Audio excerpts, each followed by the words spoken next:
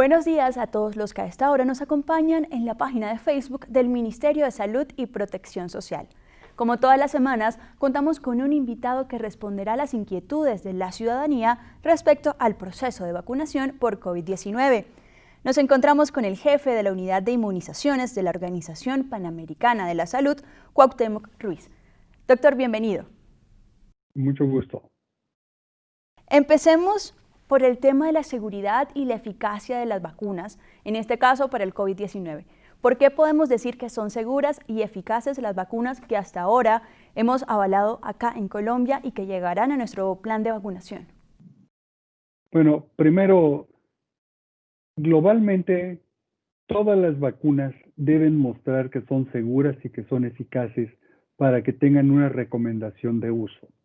En el caso particular de la vacuna contra el COVID-19, como todos sabemos, ha habido un gran esfuerzo internacional para el desarrollo de estas vacunas con la suma de avances tecnológicos, científicos, pruebas de campo, que nos permitan garantizar que las vacunas que se están usando contra el COVID-19 van a ser altamente eficaces, es decir, van a ser capaces de prevenir casos graves o de prevenir que haya muertes por COVID, y esperemos que en un momento sean vacunas que puedan prevenir la transmisión directa de la enfermedad. Ese es un primer punto.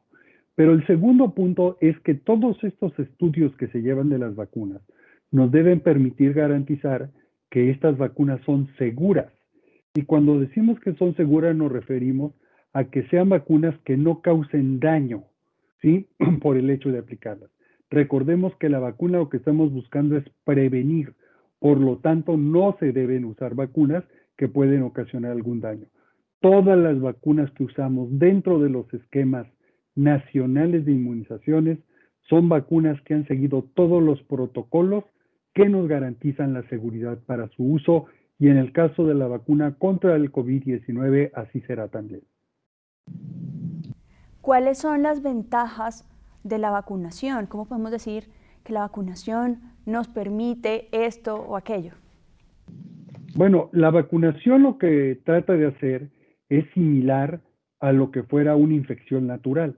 Recordemos que cuando nosotros tenemos una infección natural por sarampión o en este caso por COVID o por influenza, etcétera, nuestro organismo genera un mecanismo de defensa a través de anticuerpos o de células que nos permiten protegernos. Pero a veces ese mecanismo de defensa no es suficiente y provoca que haya enfermedades o se provoca que haya enfermedades y en ocasiones muertes por estas enfermedades. Lo que las vacunas tratan de hacer es similar a que si estuviéramos teniendo una infección natural, pero sin la posibilidad de sufrir una infección. Y entonces, al no sufrir esa infección por el germen patógeno, genera nuestro organismo estos anticuerpos o estas células protectoras, las cuales nos hacen que cuando un germen, como en este caso el COVID, nos ataca, tengamos la protección para evitar infectarnos o evitar hacer cuadros graves de la enfermedad. Si no me vacuno, ¿a qué me expongo y a qué expongo a los que están a mi alrededor?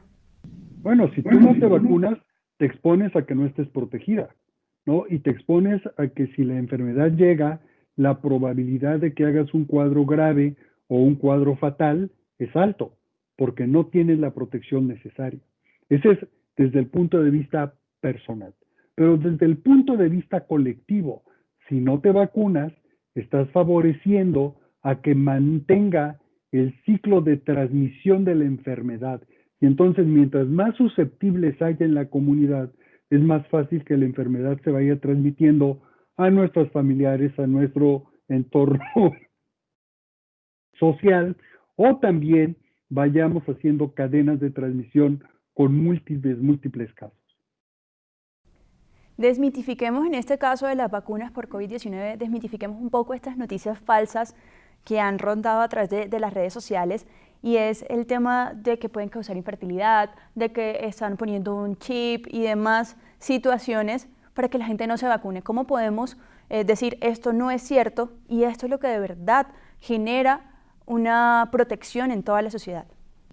Primero, lo que tenemos que hacer siempre es basarnos en información confiable, en información basada en evidencias científicas. Obviamente, alrededor de esto se han creado una serie de rumores y de falsos mitos. Primero, ninguna vacuna provoca esterilidad y es imposible que a través de una vacuna tengamos microchips y todas esas cosas que se han dicho. Todas las vacunas que se están desarrollando ahora cuentan con toda la evidencia científica de seguridad y de efectividad. Muchas veces la gente dice, oigan, pero es que son vacunas que se hicieron en un corto tiempo, mientras otras vacunas se han hecho en más largo tiempo. Lo que tenemos que decir es que el avance de la ciencia ha permitido hacer estos grandes logros. Y podemos decir que las vacunas que tenemos ahora y las vacunas que vendrán, como esta contra el COVID-19 o contra alguna otra patología, sin duda son mejores que las que estábamos usando antes. Son más seguras, son más efectivas y han pasado sin duda una rigurosidad en todos los eventos, todos los estudios científicos que se hacen. Toda esta rumorología alrededor de los efectos adversos o efectos no deseados de las vacunas son falsedades que generalmente los grupos antivacunas que se basan en supuestos no científicos introducen en la discusión de la población. Si nosotros permitimos, nosotros en nuestra casa, en nuestra familia, permitimos confiar en ese tipo de información sin evidencia científica, comparada con la información de evidencia científica, vamos a poner en un riesgo a nuestra población. Necesitamos siempre confiar dónde está la evidencia científica que nos diga la efectividad y la seguridad de las vacunas. Y hablemos ahora de los efectos adversos que se tienen normalmente de las vacunas y los que hasta ahora se han documentado de estas. Sí, bueno, todas las vacunas, igual que todos los medicamentos, y tienen algún nivel de evento adverso. Desde luego, si nosotros estamos hablando de una vacuna que su vía de administración es a través de una inyección intramuscular, el primer evento adverso que va a ocurrir es el dolor en el momento de la inoculación o un dolor que puede quedar algunas horas después de la inoculación. Como usted menciona, se han notificado algunos eventos adversos supuestamente asociados a las vacunas que empiezan a utilizarse en estos momentos. Y bueno, la investigación científica es la de que determinará si hay una asociación o no a estos eventos adversos. Hasta el día de hoy, la única recomendación que se ha dado en torno a las vacunas que se están usando es evitar que se use en aquellas personas que tienen antecedentes de reacciones alérgicas severas. De ahí en fuera no hay ningún otro evento adverso que haya sido notificado que sea de importancia en estos momentos. ¿Cómo podemos explicar o definir estas reacciones alérgicas severas? Bueno, hay dos tipos. Primero, hay cosas que son producto del biológico en sí. Recordemos que estamos hablando de vacunas que son hechas bajo diferentes plataformas tecnológicas, por lo tanto, en su composición, algunos de los elementos que la componen, puede la persona que lo reciba tener algún nivel de alergia o algún nivel de respuesta a estas vacunas. Lo que quiero decir es, por ejemplo, las vacunas que ya ahorita están en el mercado, como son las vacunas a base de RNA, son vacunas que imposible que, por ejemplo, causen enfermedad. Porque muchos han dicho, es que si te vacunas, la enfermedad te va a dar más severa. Primero, no es cierto. Si estamos hablando de una minúscula parte del virus con la codificación de ácido RNA, el cual se introduce en la vacuna, y eso es imposible que provoque la enfermedad. Tampoco va a ocasionar otro evento adverso porque las cantidades han sido altamente probadas en estudios de campo con miles y miles de personas. Desde luego, debemos mantener siempre la vigilancia epidemiológica de posibles eventos adversos, y eso lo estamos haciendo en todo el mundo cuando se inicia con una nueva vacuna. Una pregunta que nos llega es, ¿qué debemos tener en cuenta a la hora de vacunarnos? Bueno, lo primero que se tiene que tener en cuenta es, a ver, ¿yo soy una persona en riesgo o no? ¿No? Teóricamente todos estamos en riesgo, pero desde luego los adultos mayores, las personas adultas con comorbilidades, los trabajadores de la salud que están en el primer nivel de atención y en contacto con casos o casos sospechosos, tienen mayor riesgo por su contacto. Entonces, ese grupo debe ser priorizado. Pero yo desde el punto de vista personal, ¿qué debo tener en cuenta para vacunarme? Primero, tener confianza en la vacuna. Las vacunas protegen. Y las vacunas que se están ofertando son vacunas que deben haber pasado todos los procedimientos rigurosos científicos.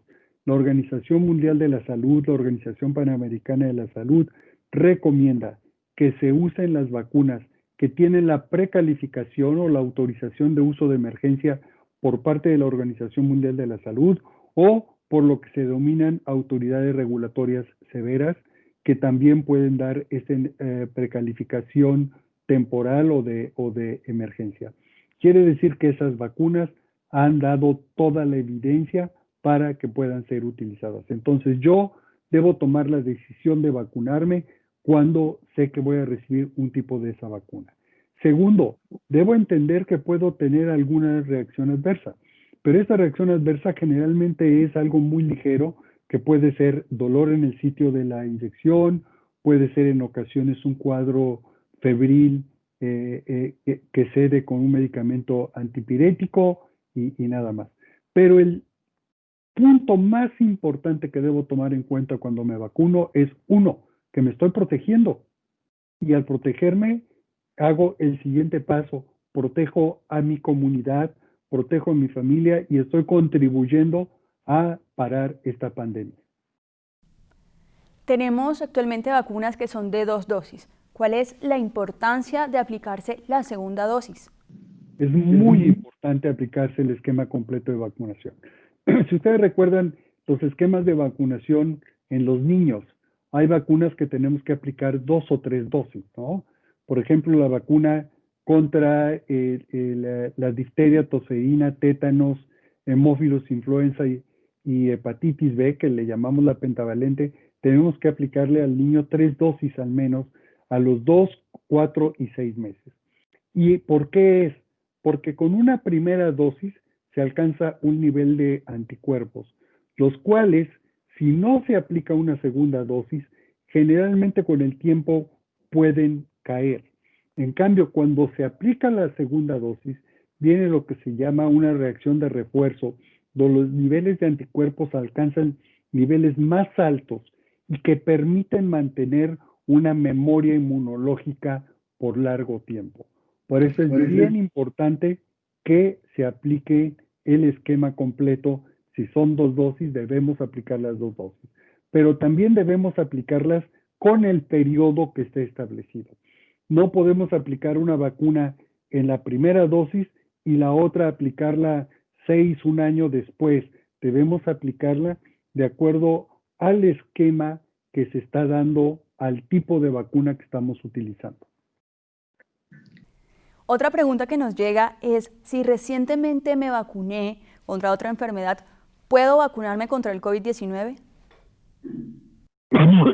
Perdón, estrictamente sí te puedes vacunar, pero ¿de qué depende? Primero depende de qué tipo de vacuna recibiste.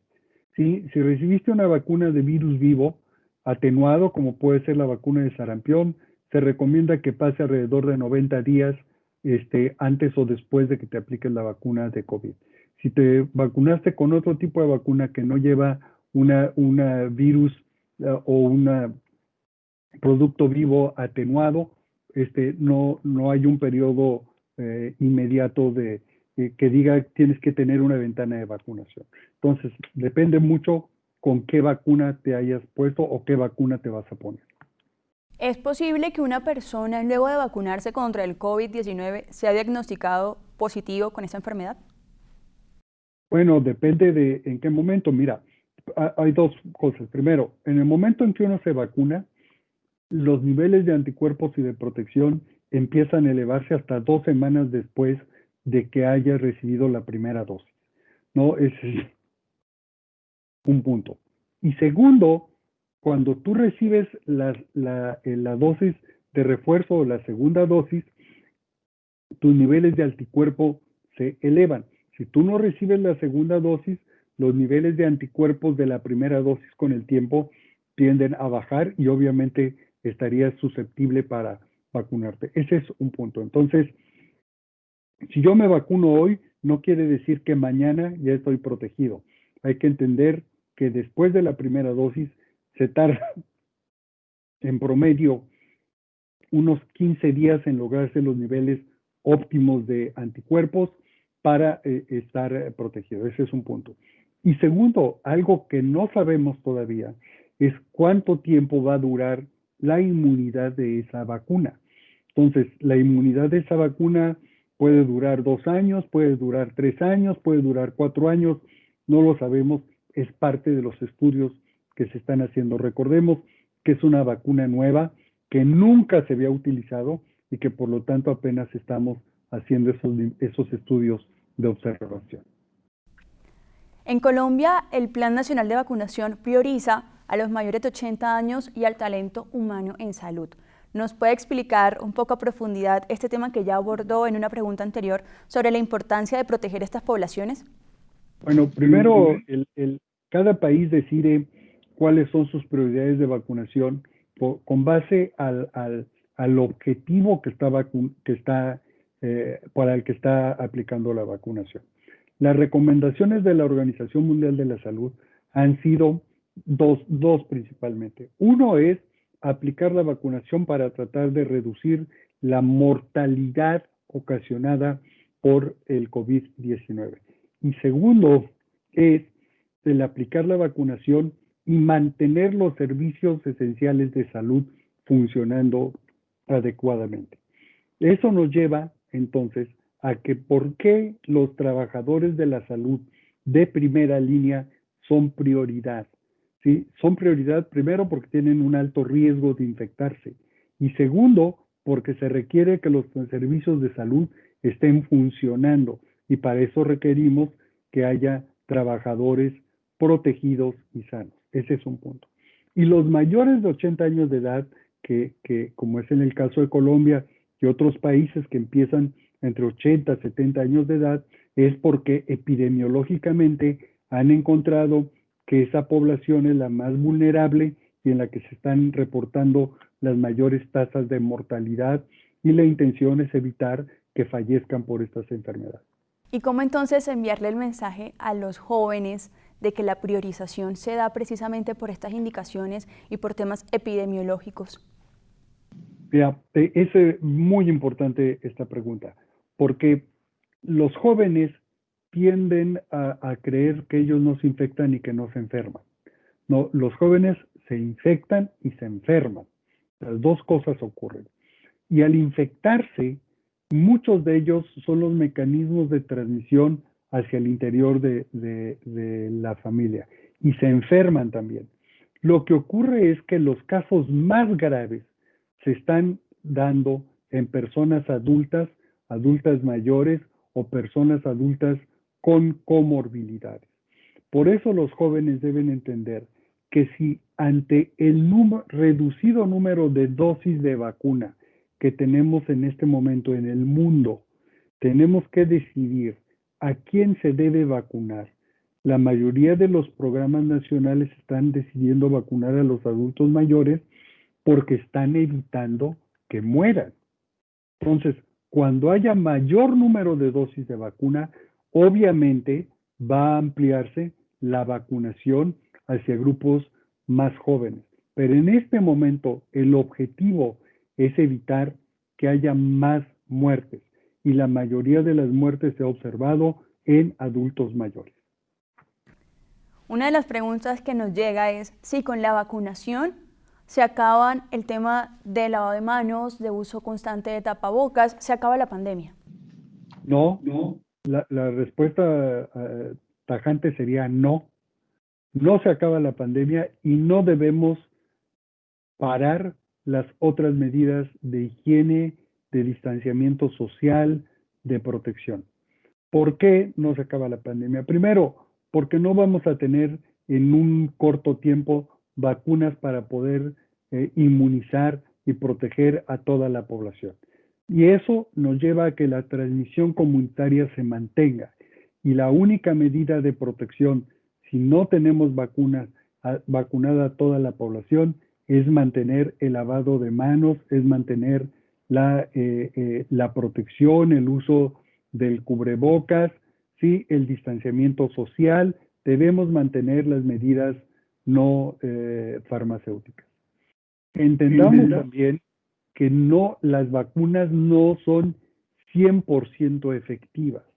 Entonces, eso lleva a que habrá un porcentaje de falla vacunal. Entonces, si yo me vacuné, no quiere decir que debo dejar de hacer todas las otras medidas de protección. Debo mantener las medidas de protección. El reto de Colombia es vacunar 34 millones de colombianos, pero hay un porcentaje que todavía duda respecto a esto. ¿Qué mensaje se le envía a esta población para que entre todos logremos salir adelante en todo este proceso? Bueno, el mensaje es, primero, hay que confiar en las vacunas. Las vacunas son seguras y las vacunas protegen. Y ese porcentaje de población que está dudando de la vacunación, acérquese a recibir información o nosotros, los servicios de salud, tenemos que llegar a ellos para darles información. Pero información confiable, información basada en evidencias, información que sea fácilmente entendible por esta población. Y hacerles ver que hay dos niveles de protección. El nivel personal, para que ellos no se enfermen, y el nivel de poblacional y colectivo, que es para que la comunidad esté protegida. Recientemente hablamos de que Colombia está atravesando en algunas ciudades por segundos picos debido a las festividades de diciembre, a que hubo reuniones familiares de personas que no vivían en esos lugares y allí se dieron los contagios. ¿Cómo mantener estas medidas aun cuando la vacunación puede empezar a generar cierta confianza y relajamiento? El mensaje es la vacunación nos protege, pero no nos debe hacer bajar la guardia. Al contrario, la vacunación es una medida importante adicional a las que ya estamos tomando. La vacunación por sí sola no va a parar la pandemia. La vacunación va a ayudarnos, es un elemento importante, es un elemento fundamental, pero en estos momentos no es la bala de plata que va a parar la pandemia y va a dejarnos libres para volver a retomar la vida como la teníamos antes de la pandemia. Necesitamos que haya un compromiso de la población, necesitamos que haya un compromiso de la sociedad, necesitamos que haya un compromiso personal, que haya un compromiso de todos los entes de gobierno y de sociedad civil y organismos y grupos organizados para mantener estas medidas, para favorecer la vacunación, porque así vamos a avanzar más pronto, pero no por vacunarnos debemos dejar de hacer las demás cosas. ¿Hay alguna recomendación para pacientes con comorbilidades, pacientes con enfermedades autoinmunes y demás en todo este proceso de vacunación? Bueno, las personas con comorbilidades deben entrar como una parte de los grupos prioritarios a ser vacunados. ¿De qué depende? Depende de la cantidad de vacuna que se esté teniendo disponible, ¿no? Entonces tenemos que ir avanzando con eso. Así como decíamos que la mayor tasa de mortalidad se ha observado en personas adultas mayores, también se ha observado una tasa muy importante en personas adultas que tienen alguna comorbilidad. Entonces, la priorización que se da en los esquemas nacionales de vacunación incluye en su mayoría a este grupo de personas, pero depende entonces de qué tan rápido vamos teniendo las dosis necesarias de vacuna para ir ofreciendo a los grupos que cada vez requieren este nivel de protección. Ya hablamos de cómo prepararnos para la vacuna. Ahora hablemos del proceso posterior a esta. Nuestro plan de vacunación incluye 30 minutos en el puesto de vacunación para una revisión y para estar pendiente de si se presenta cualquier tipo de situación. ¿Qué debemos tener en cuenta nosotros cuando nos aplican la vacuna después? Bueno, nosotros la recomendación es hay que estar en 30 minutos para saber si existe alguna reacción alérgica severa o alguna reacción adversa severa, ¿no? Si después de 30 minutos no existe, entonces la persona puede irse a su casa.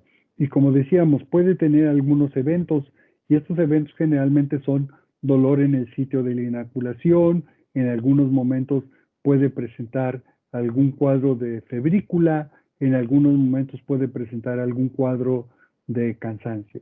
Pero si llegara a presentar algo fuera de lo normal que esta persona normalmente o habitualmente tiene, o algo que está no esperado, debe acudir de inmediato a una unidad de salud.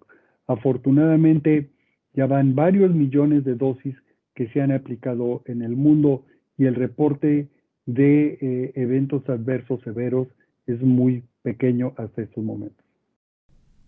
Hay una pregunta que le hacemos siempre a todos nuestros invitados que aclaran todas estas dudas de la ciudadanía y es, ¿vacuna sí? ¿Qué pasaría el día que se ponga usted la vacuna o si ya se la puso? ¿Cómo es todo esto? Bueno, primero, si la pregunta es, ¿yo me voy a vacunar? Sí, sí me voy a vacunar. ¿En qué momento? En el momento en que me corresponda.